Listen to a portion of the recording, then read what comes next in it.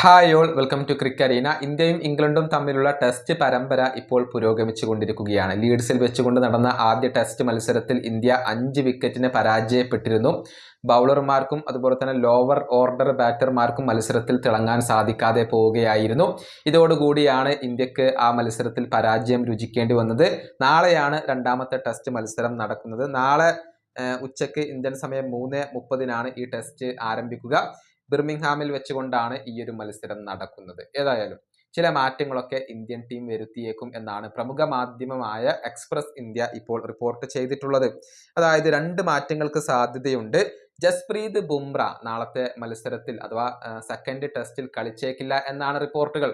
പരിക്കിന്റെ പ്രശ്നങ്ങൾ ഒന്നുമില്ല, പക്ഷെ അദ്ദേഹത്തിന് വർക്ക് ലോഡ് കൂടുതലാണ്. അതുകൊണ്ട് തന്നെ അദ്ദേഹത്തിന്റെ വർക്ക് ലോഡ് കുറയ്ക്കേണ്ടതുണ്ട്. അതുകൊണ്ടാണ് ഇപ്പോൾ അദ്ദേഹത്തിന് വിശ്രമം നൽകാൻ ടീം ഇന്ത്യ ആലോചിക്കുന്നത്. ജസ്പ്രീത് ബുംറ കളിച്ചേക്കില്ല, കുൽദീപ് യാദവും കളിച്ചേക്കില്ല എന്നാണ് എക്സ്പ്രസ് സ്പോർട്സ് ഇപ്പോൾ റിപ്പോർട്ട് ചെയ്തിട്ടുള്ളത്. നിതീഷ് റെഡ്ഡിക്ക് ഇടം ലഭിക്കാൻ സാധ്യതയുണ്ട്.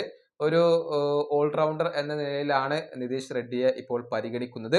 അതുപോലെ തന്നെ വാഷിംഗ്ടൺ സുന്ദറിനെയും ഓൾറൗണ്ടർ എന്ന നിലയിൽ ഇപ്പോൾ ഇന്ത്യ പരിഗണിക്കുന്നുണ്ട്. ഈ 2 താരങ്ങളും സെക്കൻഡ് ടെസ്റ്റിൽ കളിച്ചേക്കും എന്നാണ് എക്സ്പ്രസ് സ്പോർട്സ് റിപ്പോർട്ട് ചെയ്തിട്ടുള്ളത്. ഏതായാലും ഇന്ത്യയുടെ പ്ലേയിങ് 11 എങ്ങനെയാകും എന്നുള്ളതൊക്കെ കാത്തിരുന്നു കാണേണ്ട കാര്യമാണ്. ഇംഗ്ലണ്ട് നേരത്തെ പ്ലേയിങ് 11 ഇപ്പോൾ പ്രഖ്യാപിച്ചു കഴിഞ്ഞിട്ടുണ്ട്. ഇന്ത്യയെ സംബന്ധിച്ചിടത്തോളം വിജയം അനിവാര്യമായ ഒരു മത്സരമാണ് നാളെ കാത്തിരിക്കുന്നത്. ഈ വീഡിയോ അവസാനിപ്പിക്കുന്നു. അടുത്തൊരു വീഡിയോ കൊണ്ടും കാണാം.